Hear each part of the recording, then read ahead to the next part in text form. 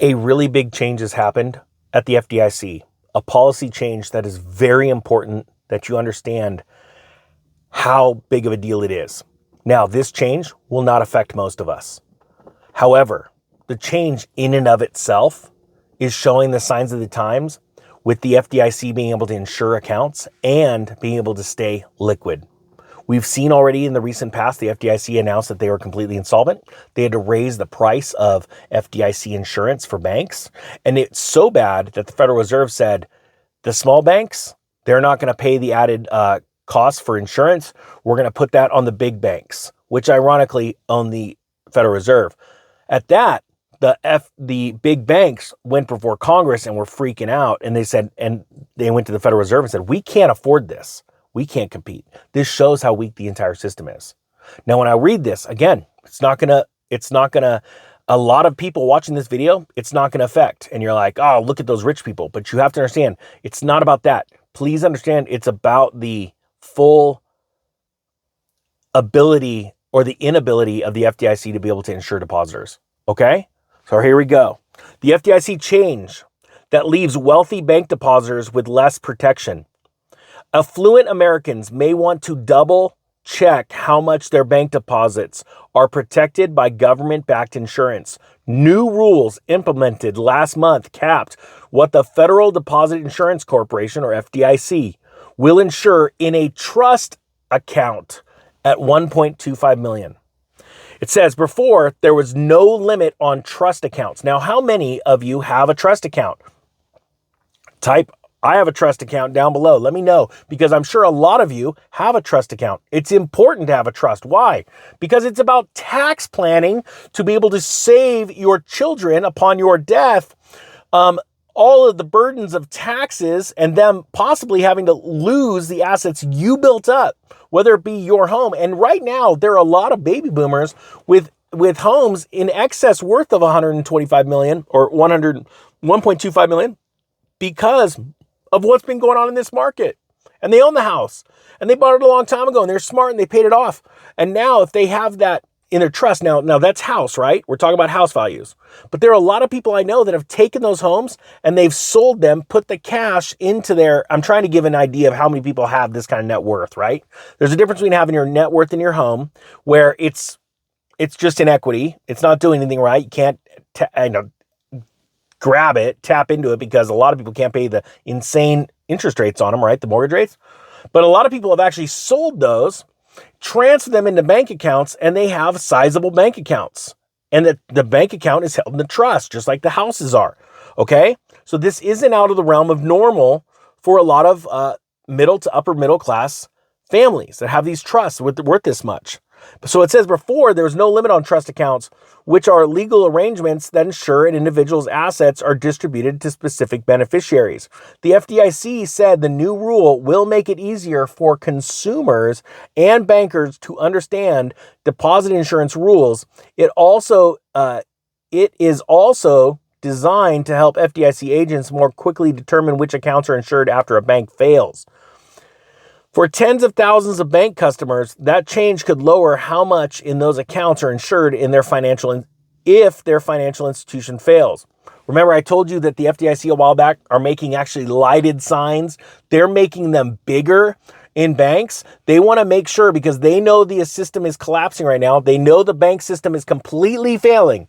They want to make this so important for you to know, without a shadow of a doubt, you're not going to be able to sue. You're not going to be able to scream and yell. You could probably cry. But when you find out, and I come across subscribers all the time say, I'm scared of what's happening in the bank failures, and I've got like $800,000 in one bank account. I'm like, then you're the one that's got the problem. End of story. Split it up into multiple bank accounts, into multiple banks. Like, boom! Like, what is going on here? The last bank failure that happened, I'm blanking on the name, Republic First or First Republic. They all have similar names, right? The FDIC came in and goes, hey, we seized the bank. This was like 2 weeks ago. And they said 20% of these accounts are not insurable, which means they didn't get insured. You're done. You lost. End of story. Bye-bye. So this is a issue that you got to get under control right now. It's one thing to listen to videos like this. It's another thing to actually do. I'm not giving you advice. This is just the rules. These are facts. So it says it's somewhat of an obscure change, and the loss of some insured deposits is something I'm not sure the FDIC has highlighted enough, said Ken Toolman, founder of depositaccounts.com, which is owned by LendingTree. He says there may very well be a lot of depositors out there that might not have the insured deposits they assumed when they originally opened the account. And this trust account thing, I guarantee you, bank tellers are not telling their people when they see a trust account pop up and they're saying, hey, just so you know, the FDIC is changing their rules, or just change them. They're not going out there telling you, or they may send it in a bank statement that you never read because the print is like this small. And you're like, I'm not reading that. Throw it away. Now, what isn't changing is that the FDIC still insures up to $250,000 per depositor and per account category at each bank. Here's how that works. Say you have $250,000 in an individual savings account and $50,000 in an individual checking account at Bank A. That means the depositors have $300,000 total in one type of ownership category, which is a single account, at the same bank. So only $250,000 of it is insured. See what I'm talking about? I have people coming up to me and going, I got $800,000 in one bank and I'm scared. Okay, why don't you, it's called be prepared, not scared. Well, what's part of being prepared when it comes to bank accounts? Well, $800,000, that means you separate that into 4 different banks, and those accounts are insured by the FDIC. It's that simple. But there are a lot of people out there not doing this. Whew. Trust accounts here provided a loophole to insure more than $250,000 under the old FDIC rules.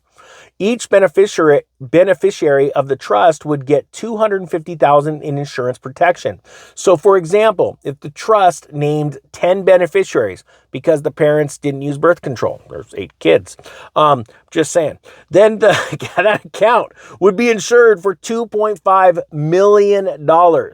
Before this change, many people weren't aware that you could theoretically insure almost an infinite amount at one bank through FDIC rules through a trust account, Tillman said. That's no longer the case. The new rules limit the number of trust beneficiaries that receive the $250,000 insurance amount to 5. So they needed to, stop procreating, I guess, which was totaling at most $1.25 million. Additionally, irrevocable trusts and revocable trusts are now lumped together into one ownership category. Trust accounts under the new rules. That new category also includes any deposit account that has named beneficiaries upon the owner's death, such as a certificate of deposit or a CD. So here's the deal. It's very simple. Split your money up. We're not going to go into it any much more. The FDIC does not want to insure all this money because it doesn't have the money to insure it. Please understand that. Don't be a part of this crisis. Be prepared and not scared. Hope you have a great day. Ninja is out.